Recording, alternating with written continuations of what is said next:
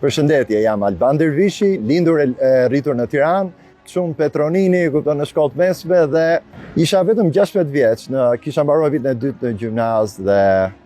vajtëm në New York. Ndihem shumë krenar që këtë qershor të marr komandë të USS Pearl Harbor, kam një jetë të tërë që e prisja këtë moment dhe është një nder sepse gjatë gjithë karrierës tonë ne dedikojmë shumë kohë për të arritur këtë maj dhe me jepet një shans fantastik dhe me zorpres të kryet detyrën. Das baban, das gjyshin e kam pasur sarak, kështu që ushtria më troqi pak edhe duke menduar që Amerika, kupton, pikërisht ajo Amerikë me ushtrinë më të madhe në botë, mu dha kjo mundësi dhe thash, pse jo, ty ushtrisë amerikane. Me thënë drejtë, kam filluar si marinari thjeshtë, gjithçka shkoi me shkallë, një mundësi më shumë, një mundësi më shumë, lëvizën gjërat.